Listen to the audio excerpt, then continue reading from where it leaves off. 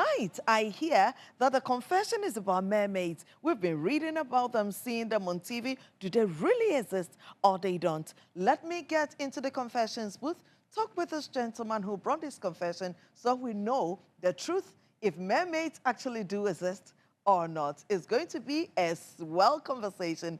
Don't go away. We'll be right back. Another young man is sitting with me in the confessions booth, and he says that his confession is scary. He doesn't know whether it is his own imagination, his own dreams, or turning into reality. I would want to know this confession too. I guess you're as curious as I am. My dear, you're welcome to Confessions on TV3. I don't know if my soul belongs to me or not, so I've come for help. Your soul definitely belongs to you. Let's see if you stay the same after the story. Okay. So it started one rainy evening. I was headed back home from work. I could hardly see through my windshield. But that was when I spotted her. Okay. Beautiful, standing out under a kiosk. Okay. Wet and trying to stay dry. So as a gentleman, I pulled over and then offered her a ride. Okay. To which she quietly accepted. That evening, we didn't have any kind of conversation. It was dead silence in the car all the way through. The only thing we could hear was the rain and then the hums from the engine. Okay. And I dropped her off. A week passed, and then I saw her again. Okay. This time, no rain. Okay. So I offered her a lift again, and then she sat in. But this time, we talked. We spoke. I realized she was charming, calm. She seemed quite familiar. Okay. We I know realized that we had chemistry. You speak like you've known each other all your lives, right? Yeah. Oh. Yeah. So we had chemistry, and then after, things kind of progressed fast. We started having constant calls, texts, went out for lunch. Then eventually I fell for her, and we started dating. Okay. A month into dating, she came to spend the night, or she came over, and that was when everything began. That night, I found myself standing at the edge of a dark sea with her beside me. Practically, really, or this is a dream? It's a dream. Oh, okay. I found myself standing at the edge of a dark sea in a dream with her beside me. Okay. The moon above us was huge. Okay. So she reached out, held my hand, and then pulled me in gently. Into the dark sea? Yes, into the water. Okay. As we were going, the water was calm. Okay. But the deeper we went, then something changed. Something shifted. Okay. I realized, or I noticed figures beneath the surface of the water. They were not human. Wow. Their eyes glowed. Faintly, and their long hair floated around their faces like seaweed. Wow. So I was surprised.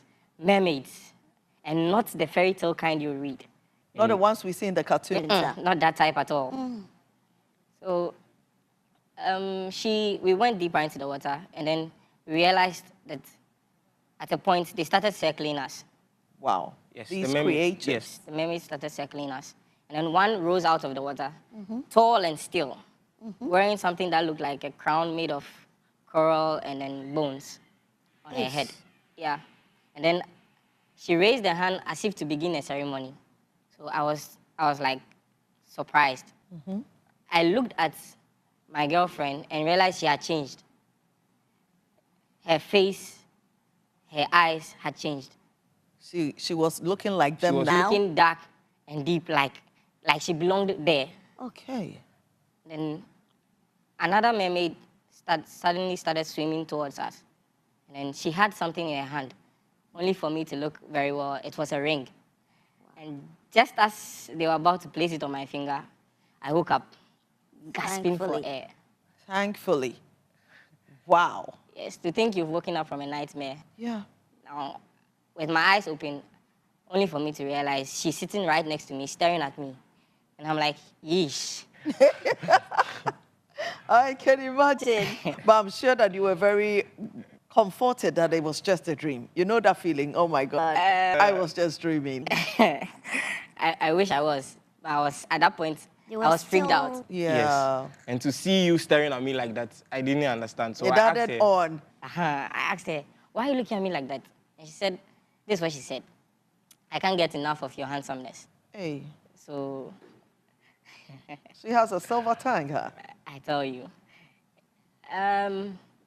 After she said that, I told her about the dream, to which she laughed it off and found it funny. But to me, if you ask me, I'll say she found it too funny. She's not supposed to react like that, Yeah, right? it was too. It was too funny scary for you. her. But she was Exactly. not in the dream with you. Exactly. So she might have found it funny. Yes, and I didn't understand. So I just let it be. And this kept happening every time she came to sleep over. Anytime she came to sleep over, you had similar dreams. Yes, and every time we went deeper into the water. So I was lost. I didn't know what to do. That's when things started happening. It got to a point I even planned breaking up with her. But when I see her, then I become powerless. It's like I have no control. Wow. Yes. Then things started happening when she moved in totally with me. She was staying with me now. I lost my job. My business failed. I had to sell my car. Yes, and In spite of all the dreams, yes, I you still allowed Let her her to move in with you. yes. I couldn't let her go. He couldn't let her go. And yet these dreams are haunting him and things are going bad, and he still invited the one whom he was seeing in his dreams, terrifying him, to physically come live with him. These sons of Adam, my God, quite a confession, quite a story.